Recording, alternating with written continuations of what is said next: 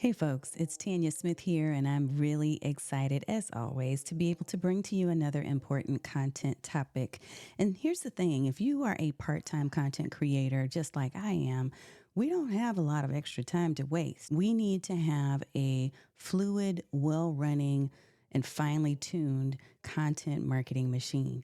So, today I'm going to talk about 6 essential systems that are in my content creation and content marketing machine that help things to flow so that I don't feel burnout. And hopefully, some of these tools and tips, as well as a couple of samples from my own tech stack, will help you to really get organized and to start creating amazing content in less Welcome to App Therapy Club, a place for part-time creators and coaches like you. Join your host, Tanya Smith, founder of Get Noticed with Video and Stream Like a Boss TV, to learn about online tools and smarter ways to make great content even when you're short on time or resources. Now let's get into the show.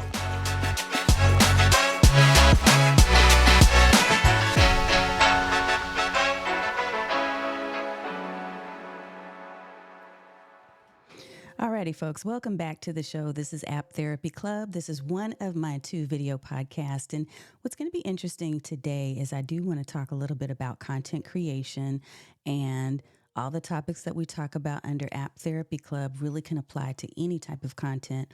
But because I am a video creator and a video marketing coach, I'm definitely going to have probably a little bit more of an emphasis on video than some others would, just given the nature of the experience that I have. So I want to talk about 6 content systems, especially for you if you're a part-time creator. These have helped me to really be able to establish myself in my industry as an expert. And I have literally been side gigging things for at least 20 years. So it's been real fun, but at the same time, there's been a lot of lessons learned. So what I want to do is to talk with you about some of the tools that I actually use. But not only that, just because I love certain tools doesn't necessarily mean that these tools will be right for you. I want you to be thinking about, as we talk through these, what works for you. And I will give you some questions and things to consider as we walk through each of the 6 systems. Are you ready? All right. Let's go. So, system number 1 that I am a big fan of is planning and organization. I wrote a post the other day on Facebook, and I basically said something to the effect that I sometimes love being unstructured, but consistency and structure is my home, and I just vacation in the land of unstructured. So I want to talk a little bit about this planning and organization thing, and I'll give you my top 2 tools and why those are my top 2 tools for this first segment. Xmind is one of the tools that I use almost on the daily, and the reason why I love this particular tool is it is great for brainstorming and getting my thoughts out on to some type of visual document, right? So not necessarily on paper, although you can use it on your iPad, but I want to get it out of my head and organize things into some format that I can easily move around.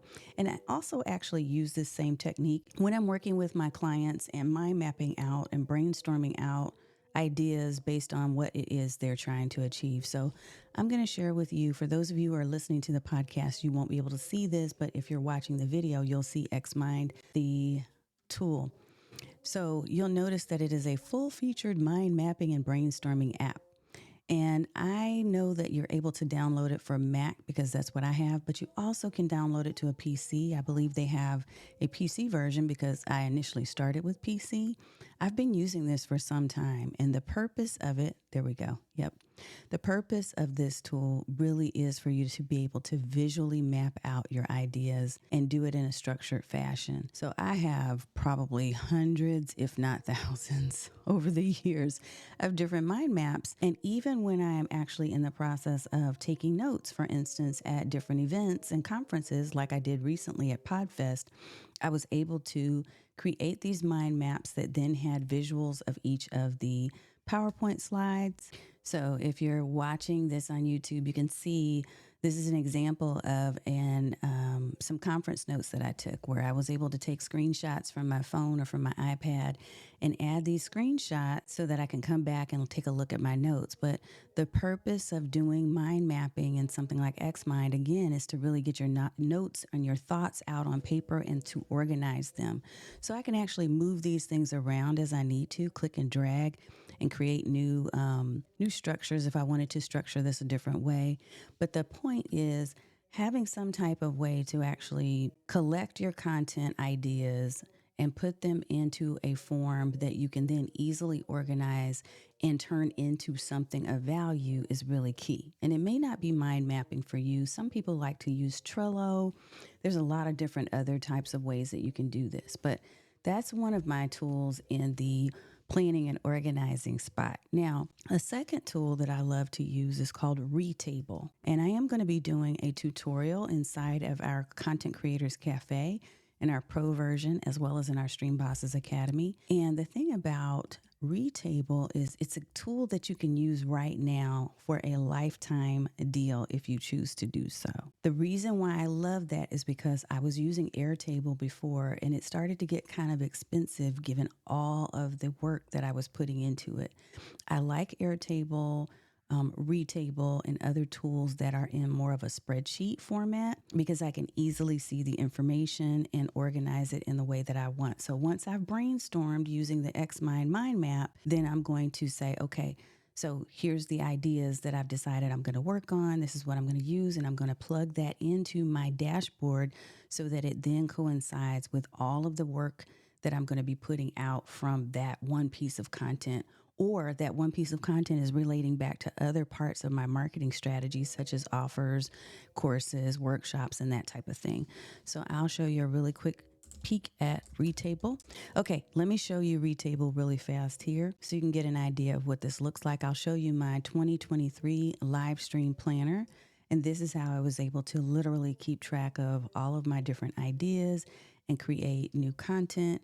So this is ReTable, and in ReTable, like I mentioned, I'm able to actually take this information and now assign it to a calendar date so I can have a full calendar of all the content that I'm creating, what the purpose is, what it drives people back to, what's the call to action, what's the intent. So having some type of planning system like this gives me the ability to then be able to even further organize so that I'm not just haphazardly creating content for no reason. Like it's always going to drive people back to a specific purpose or point. That way, as a part-time content creator, you know that the work that you're putting in, the effort that you're putting into creating this content is hopefully going to pay off because it's tied to something with intent and purpose and not just simply, hey, I'm going to get on a camera today and create something. Instead, there is always a direct line between the content you're creating and what it is you want to accomplish and achieve.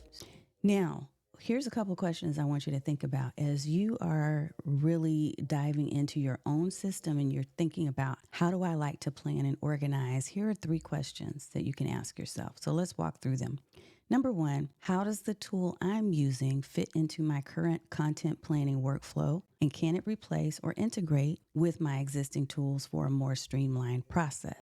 Number 2, what specific features of this tool can help me overcome my current challenges in organizing and brainstorming content ideas? So for instance, if you are using a notepad and pen and you need a tool that you can easily go back and search, notepad and pen won't work because there is no simple way for you to go and do a search of your notebook unless you've put a bunch of tabs and you've created an index and all of those things. I know because I used to do a lot of bullet journaling. Right? So diving through 500 pages of a journal is really not the most efficient use of your time. But having some type of way, even if it's not one of the routes that I showed you, that will let you be able to easily do search and find what you need, that's really critical.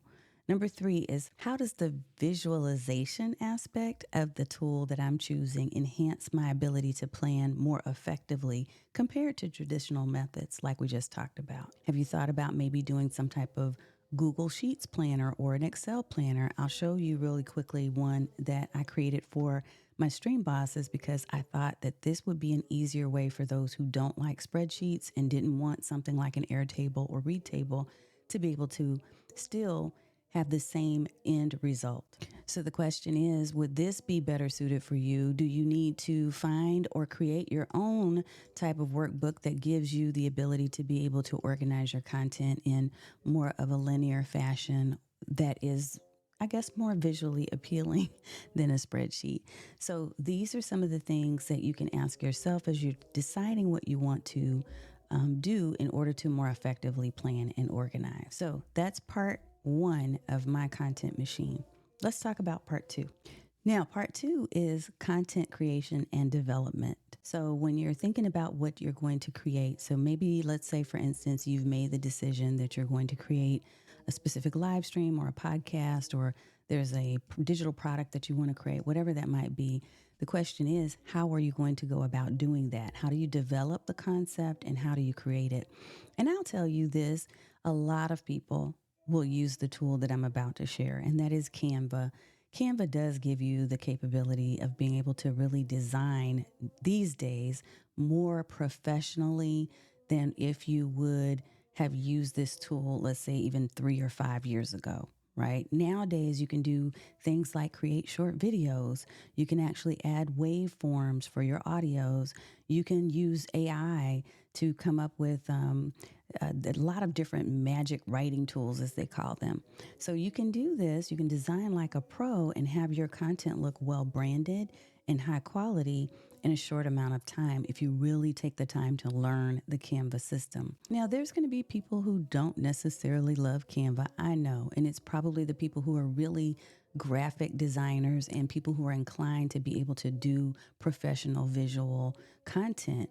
So using sites like Adobe Express and other sites that are, or platforms like Photoshop or some of the more recent ones that have come out, that's probably up your alley. If you're using ChatGPT, right, to create not only your images, but also some of the copy or helping to enhance the copy that you're writing, that would be probably my number two in my tech stack is ChatGPT.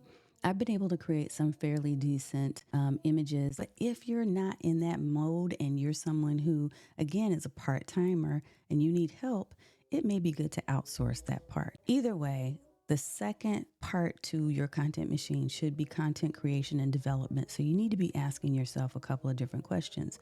How can the tools that I'm using elevate the quality of my content without requiring a significant amount of time, financial investment, or even learning curve? So this is one of the reasons why I do love Canva, because it's really meant for a lot of people who previously had no way to create on their own. So because I know what I want the vision to look like, I'm able to create that using platforms like Canva and other tools, which I shared with my stream bosses the other day, a list of about 5 different tools that I have also recommended and that I've used successfully. So number 2 question is, in what ways can I leverage platforms like ChatGPT? And now Google has its own that they've developed. The Bard AI, which previously existed, is now called Gemini AI. Now, I haven't played with that a lot yet. There's been some restrictions because I have a Google workspace that's a business workspace, but regardless, I would say that any of those tools can probably help. So the question is, in what ways can I use generative AI to automate and assist in my content creation process, but still aligning with my audience's interests and needs and still feeling like it has my energy, my personality in it? Because as we always say, it's not about replacing yourself with the AI. It's about enhancing what you already do and know. Number 3 is, how can the design capabilities of the tool that I use help me in creating visually appealing content that's going to stand out on social media platforms? Like, am I going to create something that I can easily format into vertical or square or landscape or whatever the proper size is without having to figure out what all those dimensions are. And now, thank goodness, most tools have these things built in. So they'll tell you, hey, if you want a Facebook banner, choose this template. If you want an Instagram post, choose this template. If you want a reel. So is the feature or is the tool that you're using, does it have those capabilities of making it simple for you to be able to create the content you need? Section 3, video and audio production. So part 3 of my content creation machine and my content marketing strategy is video and audio production. The top 2 tech apps that I use, I'm actually going to kind of do a tie with the first one, and that is Restream and Ecamm Live. Now, Ecamm Live that's the bomb, y'all. It's got everything that you can possibly want. But one thing that I do love is that Restream as my backup, and for some of you, it might be StreamYard as my backup, would give you the capability of being able to record your videos just, by yourself, without having guests, without having an audience, or you can actually live stream to a live audience. If you choose to, you can have guests or more guests, guests plural.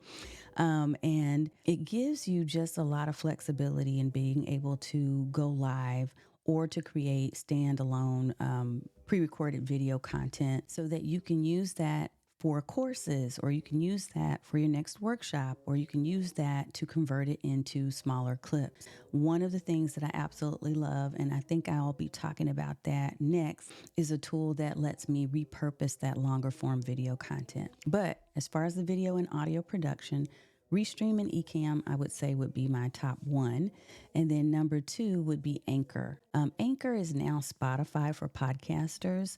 The reason why I suggest that is because it is keeping things simple for me in terms of podcasting and making sure that my video is not only promoted on YouTube, but it's also published on other channels such as Apple, iHeartRadio, and other spaces where podcasting is a thing, right? So if people want to watch my videos, they can watch them on YouTube.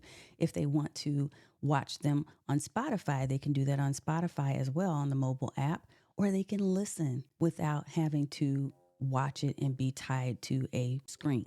So the simplest for me has been Anchor, although I know a lot of people love Buzzsprout and there's so many, Captivate FM, Libsyn, you name it. So if you're a hardcore audio podcaster, you may want to go a different route. For me, because I'm a video first creator, it is going to be something that will allow me to have the best of both worlds, both the video and the audio. But again, because I'm video first, Anchor/Spotify for podcasters works out fine. So questions to explore in this particular section of video and audio production. How can I use these tools to diversify my content and reach a wider audience? So whatever you're using to create and produce your video and your audio content, how can you make sure that it's going to help you to diversify the content that you're sharing out?